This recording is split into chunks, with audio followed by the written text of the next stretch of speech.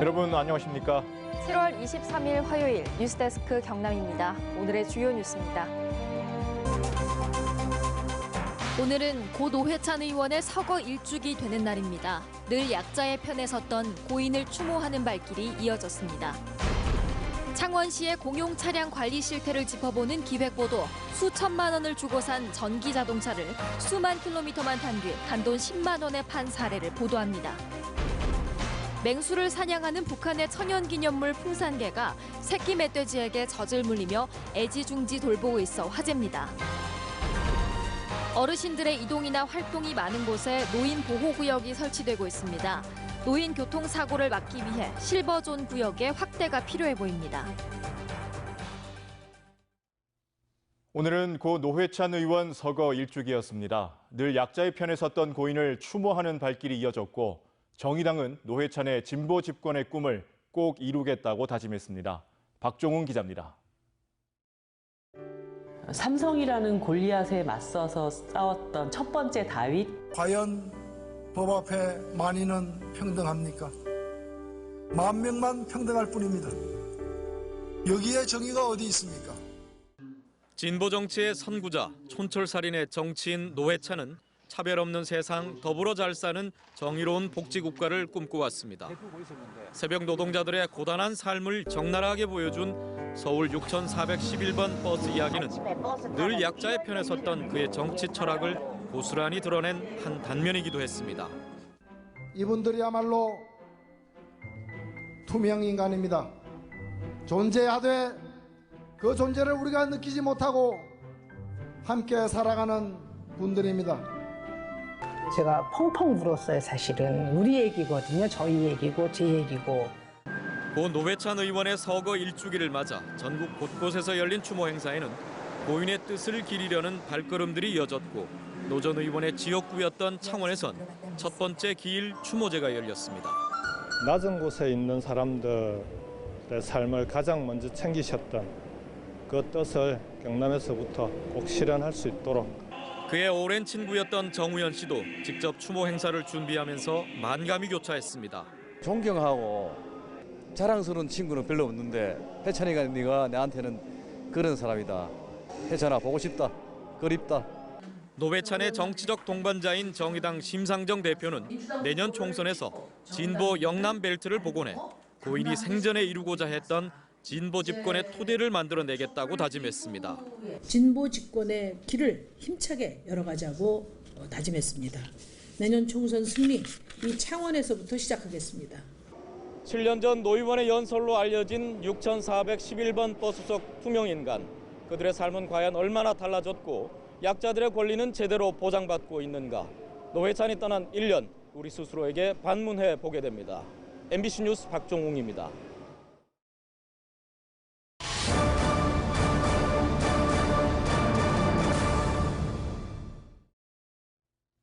창원시의 공용 차량 관리 실태를 짚어보는 기획보도 순서입니다.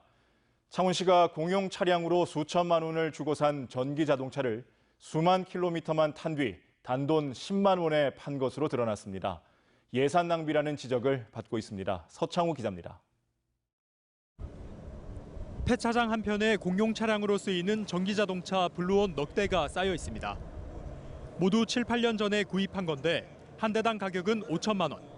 지금은 고작 10만 원에 폐차되고 있습니다. 5천 가격으로 올해 그랬습니다. 전기차는 지금 현재 우리가 일반 엔진이 있는 차가 아니거든요. 그 배터리가 있기 때문에 배터리 지금 처리를 못해요. 창원시 관할구청 3곳에서 최근 2년 동안 폐차한 블루온은 모두 5대로 마산하포구 진전면을 제외한 블루온의 주행거리는 평균 7만여 킬로미터에 불과합니다. 1년에 9천여 킬로미터를 타고 헐값에 폐차시킨 건데 부품이 오래돼 완속 충전이 안 된다는 게 이유입니다. 배터리가 되게 오래돼가지고 비용이 과다하게 나오다 보니까 폐차 수준으로 들어가게 된 거고. 헐값 폐차는 전기차만의 문제가 아니었습니다. 1,500만 원을 주고 구입한 1톤 트럭을 13만 킬로미터를 타고 50만 원에 폐차시키는가 하면 방제차는 4,480만 원에 사서 150만 원에 팔아넘기기도 했습니다. 창원시 구청 3곳에서 최근 4년 동안 폐차한 공용 차량은 확인된 것만 12대. 모두 5억 6천여만 원에 사들여서 1,000만 원도 안 되는 가격에 폐차한 것으로 취재 결과 드러났습니다. 최단 운행 연한이 최초 등록의 3분의 2를 넘었거나 수리비가 차량 가격의 3분의 1을 초과한 경우 폐차할 수 있다는 공용 차량 규칙을 따른 겁니다. 하지만 전문가들은 관리 소홀이라면서 전형적인 예산 낭비라고 지적했습니다.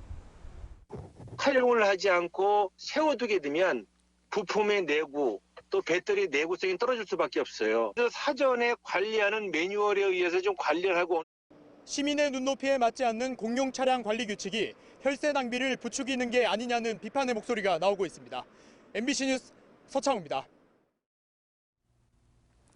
맹수들을 사냥하는 북한의 천연기념물 풍산개가 새끼 멧돼지에게 젖을 물리며 애지중지 돌보고 있어 화제입니다.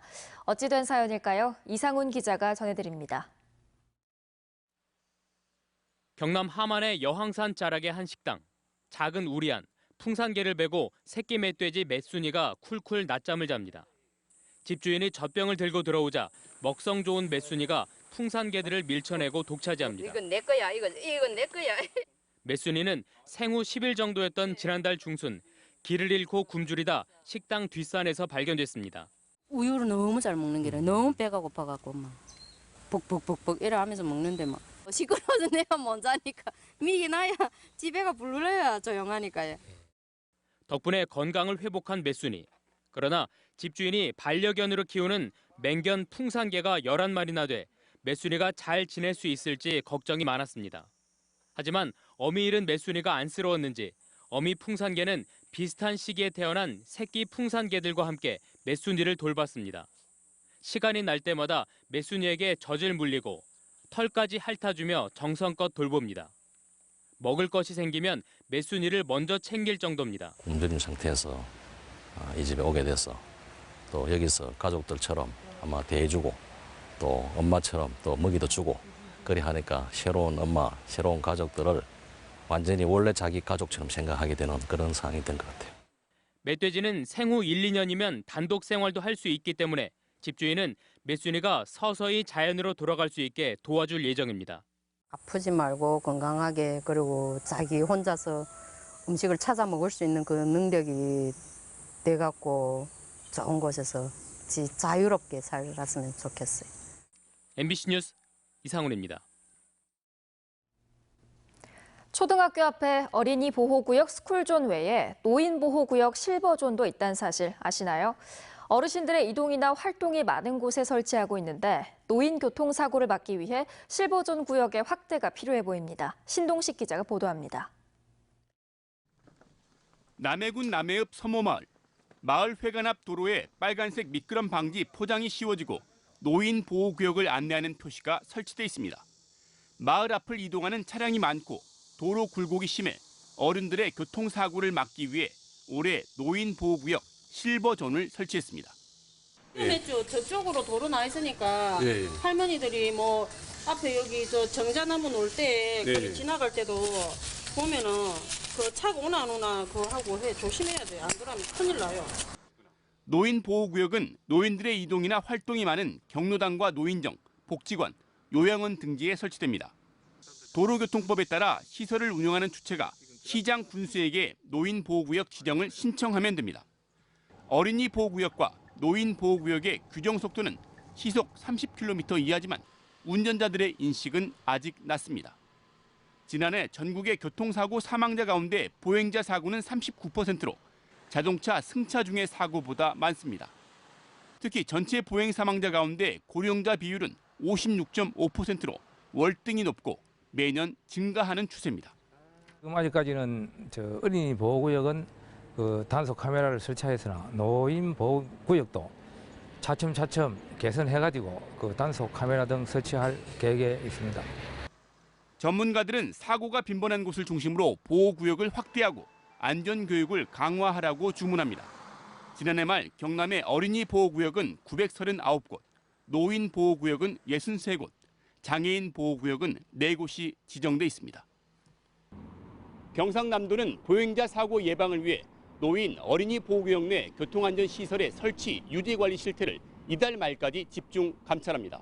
MBC 뉴스 신동식입니다. 경주 지진, 강원 산불 보도에서 보듯이 지역민의 목소리를 대변하는 지역방송의 중요성은 결코 간과할 수 없습니다. 하지만 소셜미디어 등 각종 매체가 범람하면서 지역방송은 전례 없는 큰 위기를 맞고 있는데 그 해법을 모색하는 토론회가 열렸습니다. 김하연 기자입니다. 수도권의 인구의 절반이 모여 사는 중앙집권적 사회. 지역 언론 역시 열악한 재정 등으로 그 기반이 위협받고 있습니다. 콘텐츠는 다양한 플랫폼을 타고 국경과 지역을 넘나드는데 지역민들의 뉴스 소비에는 여전히 중앙미디어의 영향이 절대적인 상황. 안팎으로 위기에 직면한 지역 언론의 미래 전략을 찾기 위한 토론회가 열렸습니다. 참석자들은 지역 언론의 생존과 발전을 보장하는 것이 지방 분권 시대의 중요한 과제라는데 인식을 같이 했습니다. 지역 언론이 어떤 생존하고 발전하기 위해서는 우리 시대적인 그 흐름인 자치분권과 함께 발을 맞춰야 된다고 생각을 합니다. 핵심은 법 개정인데 우선 방송법의 지역성 개념을 명시해 지역방송에 대한 지원 근거를 마련해야 한다는 목소리가 제시됐습니다. 나아가 지역방송특별법에는 지역방송 발전기금 등 구체적인 지원책이 필요하다는 점도 제기됐습니다. 현재 중앙과 지역의 방송통신 정책을 총괄하는 방송통신위원회와 별도로 지역방송의 정책과 지원을 담당하는 지역방송위원회 같은 기관을 설치하자는 제안도 나왔습니다. 지상파 방송 전반을 이런 인터넷, 모바일, 유튜브, OTT 이런 시대에 공공적인 그런 역할을 수행하는 미디어로 법에다 명시하는 게 필요하겠다. 무엇보다 지역방송이 다양한 시민 참여 모델을 시도하는 등 지역사회와의 유대를 강화해 그 존재 가치를 스스로 증명해야 한다는 자성의 목소리가 높았습니다. MBC 뉴스 김하연입니다.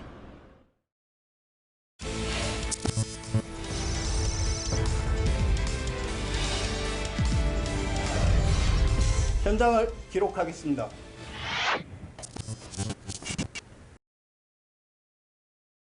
일본의 경제 보복으로 인한 한일 갈등이 지속되는 가운데 경상남도가 예정된 한일 교류 행사를 취소할지를 놓고 고민에 빠졌습니다.